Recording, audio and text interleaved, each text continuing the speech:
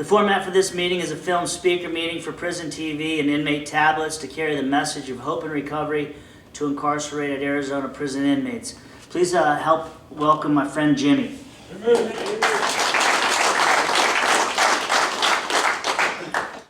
Guys, I'm an alcoholic and a crack addict. My name's Jimmy. Jimmy!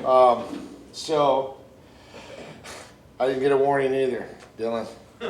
And it's good to be at the meeting and sober at the same time.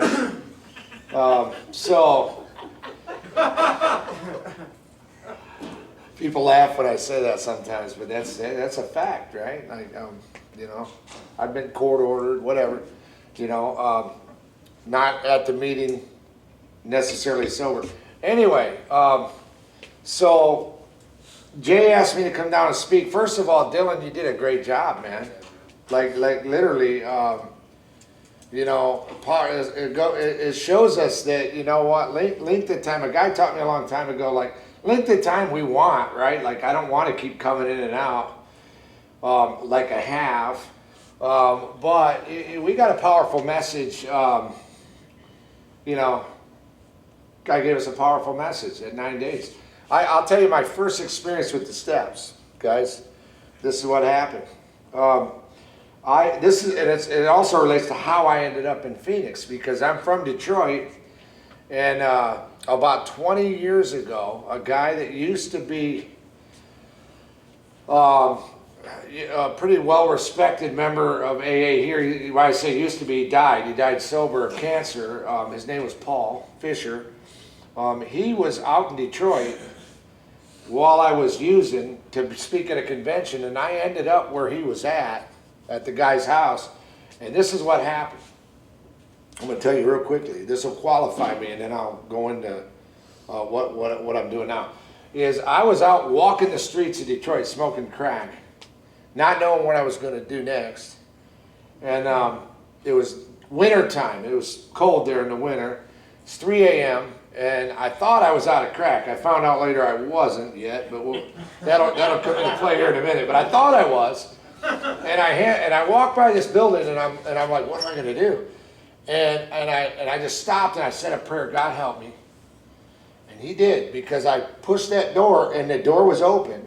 It happened to be called the Serenity House. It was a meeting hall where when I got up the stairs, the story later, the guy that ran it, Lyle, said that door's never open at 3 a.m., but it just happened to be unlocked. And I get up there and it's warm. And I got crack in my pocket. So God answered my prayer. You know, I'm like, help me, right? I got crack and a place to go now. So, so I'm smoking crack by candlelight. I'm pulling their candles out for their candlelight meeting. And smoking crack in the meeting hall. Am I done already? See, and that was quick. Dylan thought he was up here forever. I thought I just started. Anyway, so it gets to be morning, right? Now I really am out of crack, because I checked even in the cupboards of the meeting hall in case they had dropped some crack in there, and on my hands and knees, and now I'm sad. I'm gonna commit suicide. That's what I'm thinking, right? I'm gonna just end this, and I called the suicide hotline 4 times. It was busy, and I'm like, man. So what I did was I grabbed this sheet of paper. I grabbed this, and this is all going to go back to about Dylan talking, you know, or any guy at 9 days or whatever. I grabbed this sheet of paper, and on the top it said, Firing Line Group of Cocaine Anonymous. It was a meeting hall. It was a group. It had about 35 names, and I went like this. And the name and number I come up with was where Paul Fisher was at. Paul Fisher is a guy, I think, Jay, you know who he was. And he was there to speak at a convention. So these guys picked me up within 5 minutes, right? And we sat at a table like this at this guy's house where Paul was staying and his wife Jan. And 5 people tag teamed me on the steps. It was a 12-hour session. I was at step 9. All I did is stop to pee, get a sandwich and a drink. Right back to the table. And I hadn't been asleep. I was smoking all night. We were at step 9 by like 8 that night. And we actually even called somebody on my amends cards and said we made an amends. So I had done step 1 through 9. I was 12, 13 hours sober. This is my first experience with the steps. And then a bed opened at the detox, which was the thing we tried to do in the morning. We had to wait for a bed, so they said the bed's open. So I went to detox for 3 days. I'm in detox, you know, Paul says, go down there and help guys. So I go down there, and they thought I worked there, because I'm working guys through the steps with 13 hours sober. Right? I'm like, come here, dude. They're like, hey, you're pretty good. I go, you work here? I go, no, I'm in bed 7, bro. I'm right next to you. So I do 3 days. I get out. I go back to that house. It was Paul was in town 5 days, so we did 10, 11, and 12. My 4th day sober. And this is what he said to me. And this is my point about Dylan. Is he said to me, he goes, congratulations, because I'd done all 12 steps. I still had 9 steps amends, a big long list I was doing, you know, to work on. But I'd worked through the steps, did an inventory. He said, congratulations, you're a spokesman for Alcoholics Anonymous, now go out and help somebody. And I'm like, dude, I'm 4 days sober. He goes, go find somebody with 2 days and tell them what it's going to be like 2 days from now. And that's how it works. That's what I did. I got chills even saying it, because that's what he said to me. He didn't think it was funny. Like, I thought, 4 days, help somebody, ha ha. And he's like, it's not funny. It's not a funny matter. Go help somebody. And Dylan, you help people tonight. I guarantee it. I don't know who they are, but I'll tell you right now, I see head shaking. You help somebody. We don't have, time is good. You know, because it means you didn't go back to smoking crack or meth or a drink in a certain period of time. But every time that we're sober, this is what I've learned, because I had been a chronic relapser. I used to even say I am a chronic relapser, and I think that's why I kept going back, because the power of the mind. I'm a chronic relapser. No, I'm not. I used to be. Right? So every day that we're sober is a day that we can make a spectacular day, and a day that we can help somebody. And the book talks about our only job is to fit ourselves to be of maximum service and help other people. Like, we're supposed to be in a position to help, right? And it talks about giving it away. Once we get it, when we give it away, we get more. It's like the only thing in life. Like, my whole life, I wasn't giving my money away. I wasn't giving my crack away.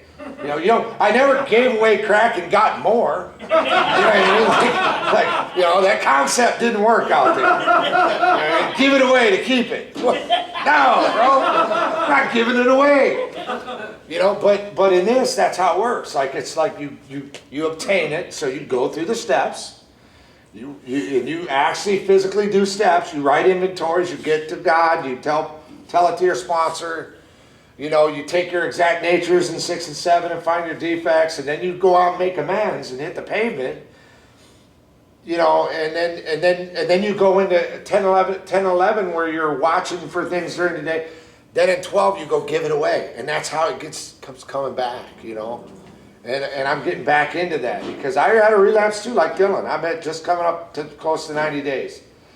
So I've had a lot of experience with the steps, but I've had a lot of experience with stopping doing the steps.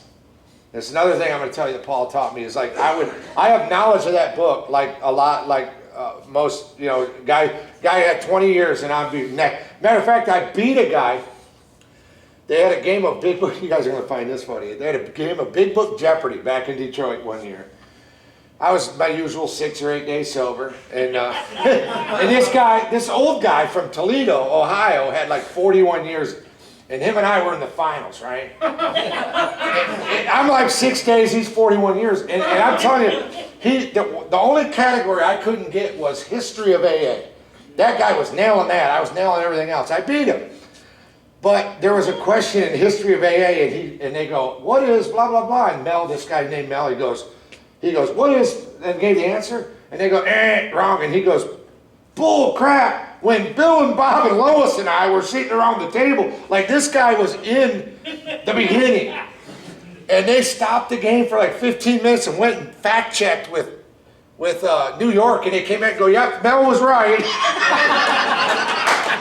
The dude was arguing like, no, I know that's wrong.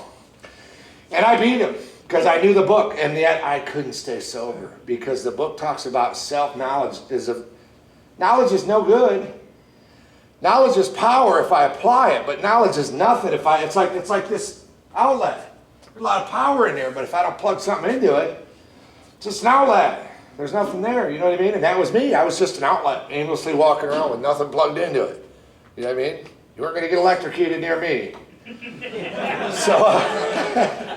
So here's another, so I finished those steps, and I get about 90 days, about right where I'm at now.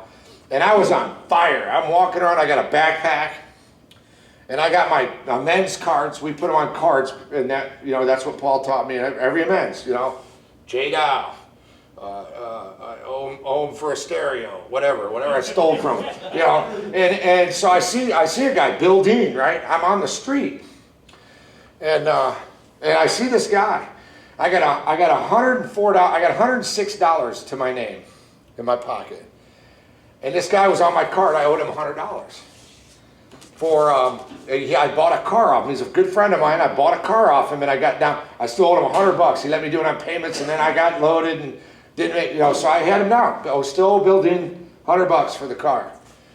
And I'm walking on the street in Ann Arbor one day, and I hear this a voice, Jimmy, and it's Bill Dean.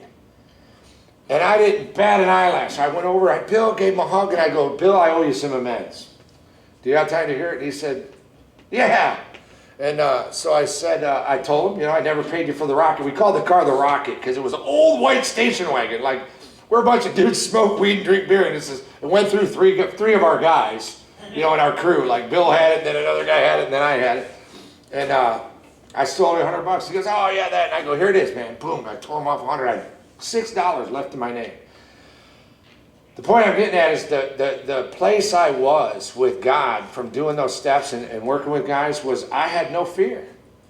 I wasn't worried about it. I was more worried about giving Bill his $100 than I was about me keeping 106. And here's how God works. So I got $6 left, and I'm happy. I'm like, cool, man. I got tear that card up. I got I only got 300 cards left. And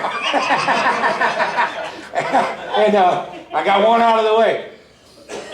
Not 3 minutes later, I'm walking down the street. I'm in the Diag in Ann Arbor. If anybody's been in Ann Arbor, Michigan, this is like Tempe. It's college. It's University of Michigan. I'm walking, and a dude says, dude I knew, he goes, hey, you want to make some money? I go, if it's legal. And he goes, which never would I say before. I would have just been like, yeah, hopefully it is illegal. It'd be easier. But I said, yeah. And he worked for a petition company. Because Ann Arbor's a big college town place to get petitions signed. He goes, I'll give you $1 a signature.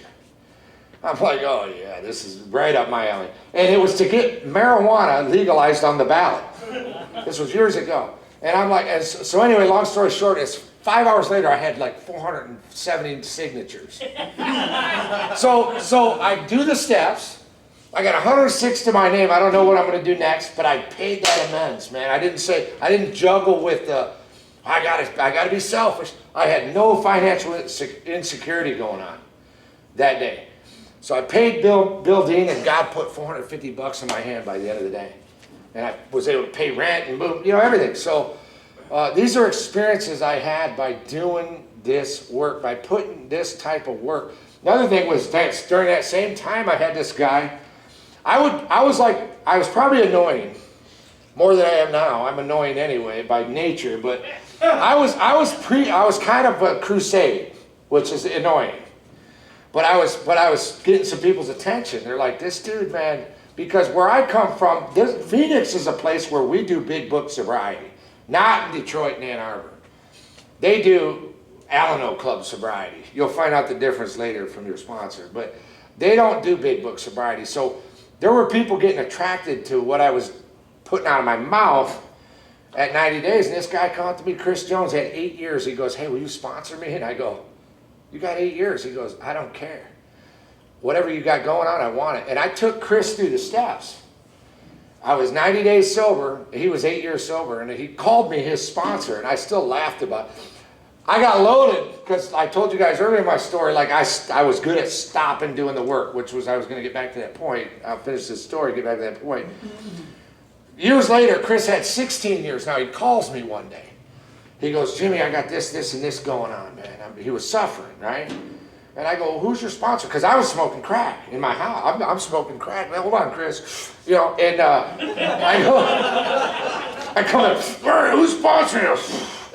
He goes, you are. I'm like, dude, you're in trouble. But anyway, the thing I was trying to get back to was the fact is that Spirit. All right, the book. How many guys have read the big book? You guys got to read the book in here. Is that part of what you do? Yeah. Okay, so you guys will, if you've been this far in the book or have a good memory, the book, the whole thing is designed to build a relationship with a power greater than ourselves, right? Mine's Jesus Christ. It doesn't matter. A lot of people don't like that you talk about that from the podium. It doesn't matter. That's my God. I'm allowed to talk about it. So whatever it is, for you, you know, it can be anything. The doorknob probably won't work good, but, you know, anyway, the book's designed to get me to that power, right? But the thing is the spiritual power, the spiritual strength is the same as physical strength. Like if I don't continue to work, like if I want to, who's in here who's in good shape and works out? This dude right here. If I want to look like this dude, I got to get in the gym, right? Like I can't go, you know, yeah, hey, I'm going to look like him over there pretty soon, you know, as I slam down Mountain Dews and ho-hos, honey buns, right? I got to work the spiritual, I got to work the physical muscles for my muscles to grow, right? I can't live off the hamburger I ate 3 weeks ago, right? Like I gotta eat every day. Right? I never once got high off the crack I smoked yesterday. I don't know about you guys. Like you know, yeah. Hey, you know, you hear this with guys, me, spiritual, you know, yeah, I'm good this week, man. I did 2 meetings, I did 3 meetings, you know, I'm good. But you never heard a guy go, I'm good this week. I smoked crack Sunday and Tuesday. I'm good. There's not an addict in the world that ever said that. Right? I smoked crack 4 seconds ago and I need some more. But we go out and we do AA and we think all of a sudden guys like me think, you know, there's this hot girl, man. She wants to go to the movies, man, but I got a commitment over here. Oh man, that commitment's to the back burner now. God, as I understand her, just asked me to go to the movies, man. You know what I'm saying? and all of a sudden, that's the first step towards putting crack pipe back in my mouth. You know what I mean? And so the same way I've got to work the spiritual muscles is the same way I got to work the physical ones and eat. And you know, if you don't read and study, you don't get smarter. I mean, you know, you don't learn things. And it's the same way with spiritual activity. So what I learned about being recovered is, you know, I used to think, yeah, what are you saying? You're cured? You're like, I was taught you're not cured from alcoholism. We have a daily reprieve. It says in the book. But it also says recovered, because I can recover from a car accident. I get a car accident and be busted up. You know what I mean? And I'm still suffering the consequences, and I'm in suffering, you know. But after my bones heal and I get out there, I'm not still recovering from the car accident 3 years later. You know, I'm recovered. Doesn't mean I can't go out and get another car accident if I don't watch what I'm doing. Stop at the red lights. You know what I mean? It's the same thing with this. It's been my experience. I was a chronic relapser because I stopped taking the medicine. So it's very important that we get to a place. The whole reason we do this thing is to sponsor guys. That's what I was taught too. I don't do it for anything else. To sponsor other guys, to give it away. Got to keep giving it away like we didn't do with our dope. Got to give it away. You know what I mean? Our new dope, AA, CMA, we got to give that dope away. Seems like everything in here seems easy, and yet, you know, you tell me, hey, you can have that life you used to have, that big heaping pile of crap. You know, or you can have a beautiful life over here if you do these things. And I'm like weighing it out. I'm like, let me think about this. You know what I mean? I mean, yeah, that life looks pretty good, but you got to do things. You know, I forget about the things I had to do to keep smoking crack. You know what I mean? You know, the book talks about that. We forget about the pain and suffering. What time do I go till? 5 till. Okay, all right. So, so what I'm getting at, guys, is that for me now, and I'm going to tell you kind of what it looks like now, and I'm early again in this. Now I do have a bit of a, I wouldn't say it's an advantage, but the experience, the knowledge does come into play here. When I came back from this last relapse, June 28th, my sponsor, who's had a lot of experience with me, said, dude, you don't, you don't have to wait till we get to step 11 to do your prayer and meditation at night and do your review and go through the questions on page 84 and 85. You've been doing that. So I did that right away. That's why I got a little jump, because with never having the experience of the steps, it was a little slower. But this time it was like, you know what I mean? I was sober early, and I was praying and meditating at night, and there's a, I don't know how many of you are familiar with step 11 or if you're that far yet, but it tells you what to do when you go to bed at night, and it tells you what to do. The cool thing about this program is there's a whole recipe, and I still screw it up, used to. It'd be like, yeah, but I don't, what do you do when you do this? Oh, and I got that guy, Paul Fisher, used to be like, well, here, let's go to the book. Well, everything ain't in the book, dude. Oh, yes, it is. I'm telling you, whatever you can run into in life is in that book, and I can prove it to you if you pull me aside. It might not specifically say it, but I'm telling you, it's in there. So anyway, so just a quick synopsis to me is this was my deal is, I was popular in high school and whatnot. I was a baseball player. I got drafted. Right out of high school in the 29th round. I know that's far down, but I was drafted by the Toronto Blue Jays to play baseball out of high school. My dad said, hey, go to college, forget about that, go to college, play a year, get in the top 10 rounds, get a signing bonus. So I'm like, all right, that sounds good. So I go to college, I start selling dope out of the dorms right away. Get kicked out of college and never got touched again by a team. So anyway, it was a problem. I was in a thing in high school. I was in a program called, this was in Houston, Texas, called Palmer Drug Abuse Program. I don't know if anybody's heard of it. These older guys would be the only ones that would know about it. It was for teenage kids. So I always had something drug-wise coming up in the picture since day one. You know what I mean? There's problems. Now, Dylan talked about something I want to touch on. And he brought up good stuff, but these consequences he talked about. Consequences are what makes me want to stop. If I could smoke crack with non-consequential, I wouldn't be here tonight. That's a fact. I'd be smoking crack. If I didn't, because obviously, like it says in the doctor's opinion, men and women drink or smoke crack because they love the effect produced by crack. I didn't. It wasn't like that tastes good. I didn't care if I was smoking out of a charred, burnt down, soaked in oil. I don't care what happened. If it put a piece of crack through there and smoked it, I don't care if it made me puke. Right? I've literally projectile puked and this is good shit, man. Good stuff. I'm sorry. Sorry, guys. Good stuff. You know what I mean? So, but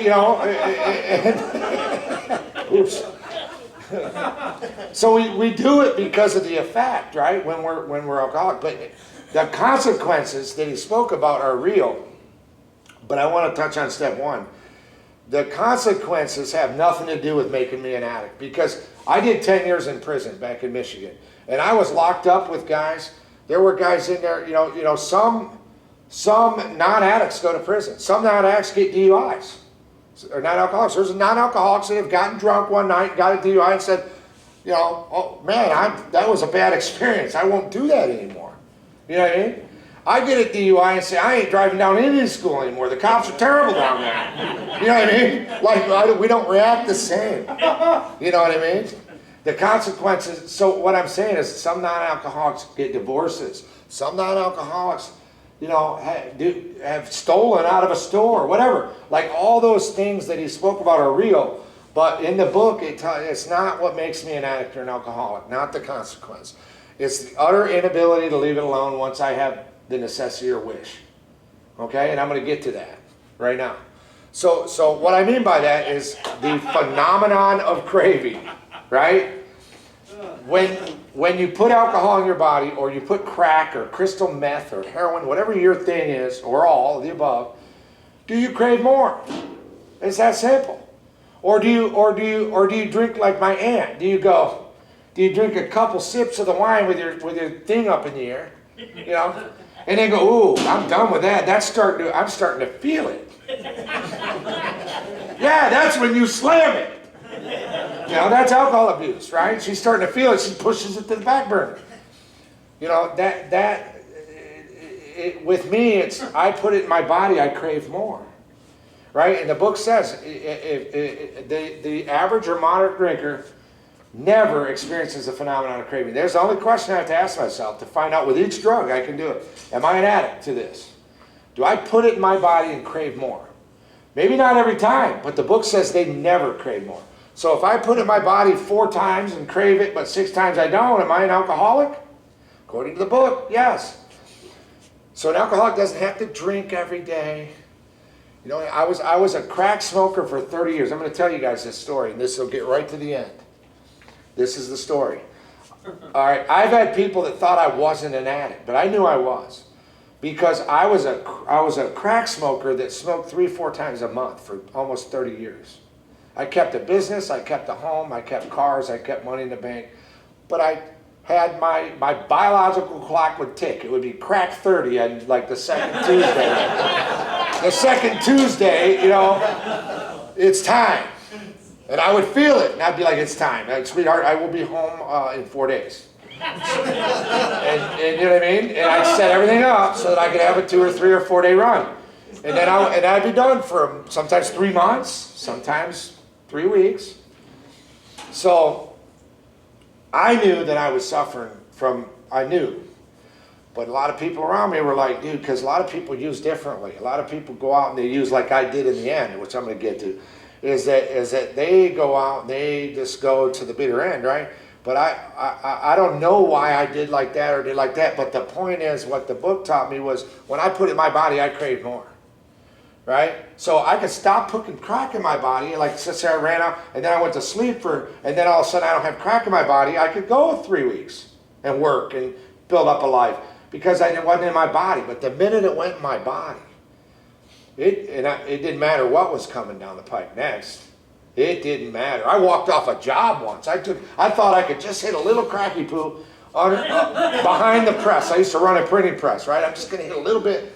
I hit it, and I got that feeling, and the press was running, and I'm like, I'm out of here, man. And I walked right past people, and they're like, what happened to him? And I'm like, you know, weird, all weird. Got a cab and went, you know, boom, just walked out. The phenomenon of craving was paramount.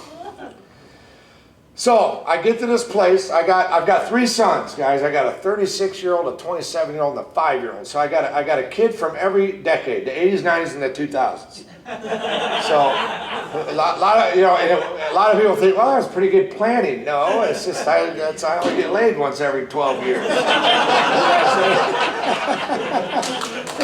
No, there was no planning involved. I had planned to get laid a lot sooner than that. Didn't work out.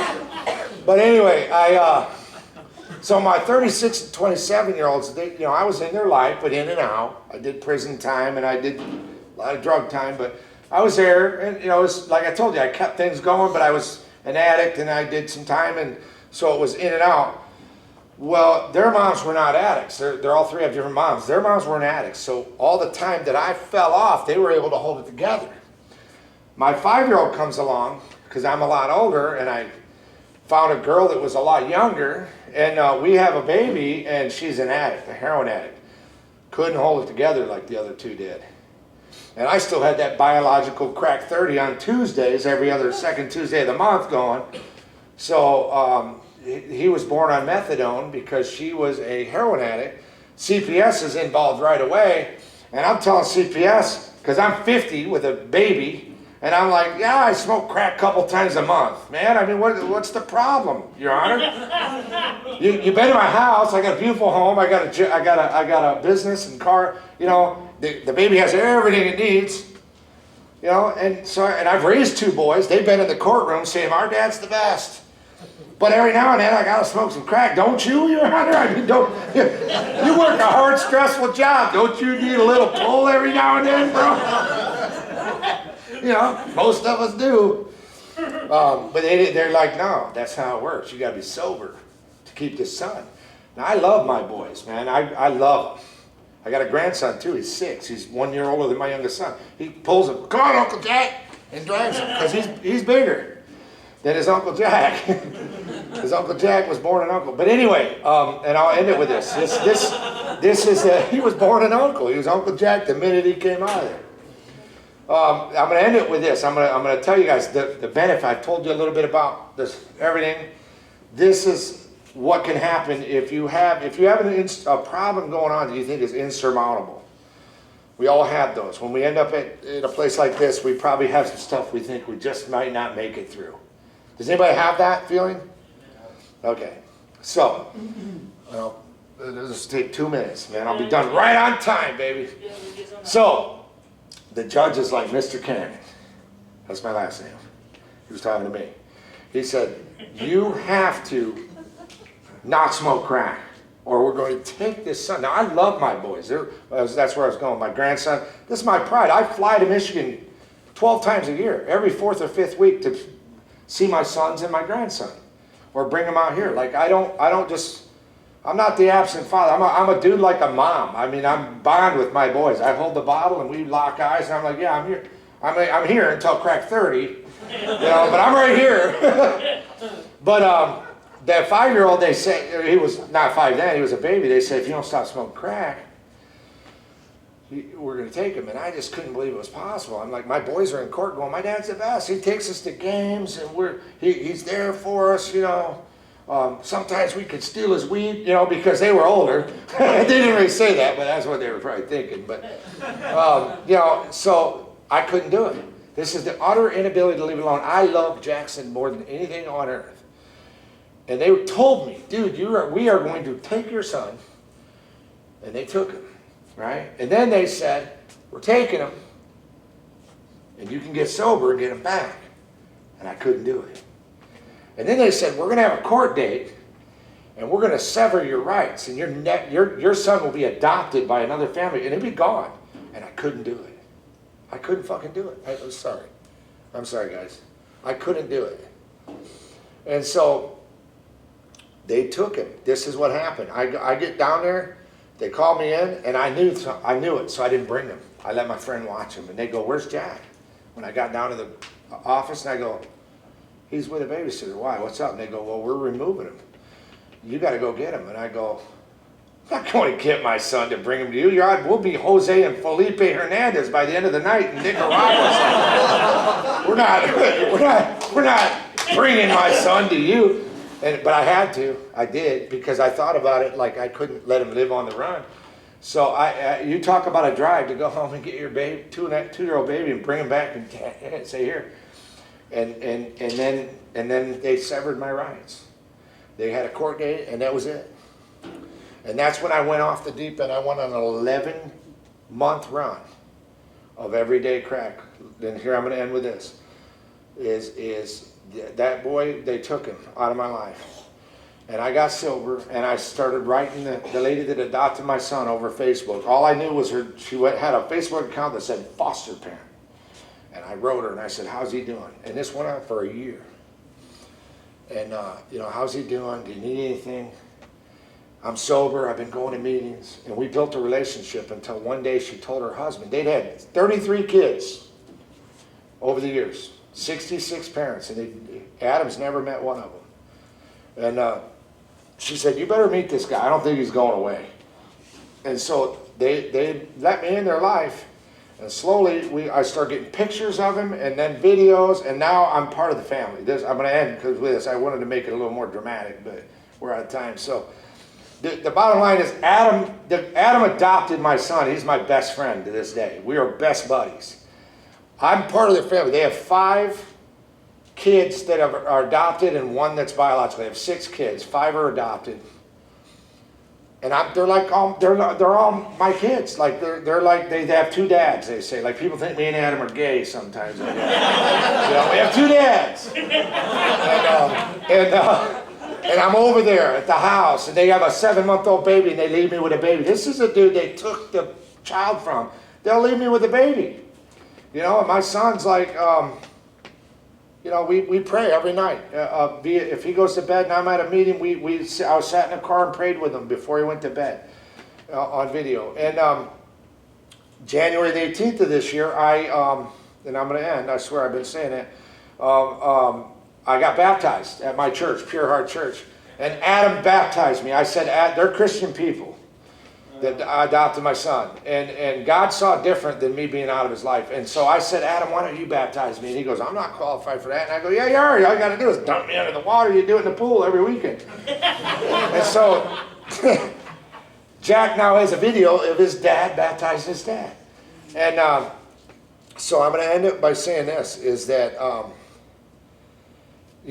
when I had that relapse, I had a relapse after all this. I was given all this back by God and still stopped doing the work and relapsed. And I was scared because I had this boy back in my life and I thought these people were going to yank the plug. And you know what they said to me? This is a Christian program, right? It's a Christian-based program. They said, I'm at a hotel. Now, you got, how many are crack or cocaine or crystal meth addicts? You know how we live in hotels and all tweaked out and weird. That's where I was. And they said, where are you at? I said, I can't even make the phone call tonight, Aubrey, because I'm cracked out. And she goes, where are you? And I said, nobody can see me like this. I don't answer doors. I don't answer for my mom. And they said, we're coming to pray with you. I thought they were going to take my son away. They said, we're coming to pray. They came for 2 hours. Now I finished, after they left, I finished the crack. I did like a regular crackhead. I didn't say, oh, this is the end of the story. I finished my dope for the next couple of days, but then I got sober, and that's where I'm at today. So last thing I'm going to say, I'm ending. That's an insurmountable problem, you would think, right? You've been severed. They never have to talk to you again. And God saw different.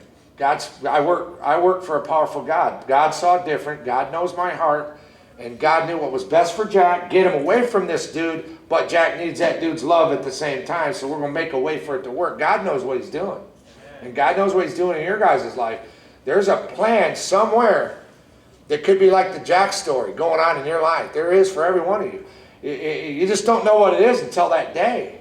The day they let me do it, I couldn't believe it. And so I'm just telling you guys, there's nothing on earth that our God can't overcome for us.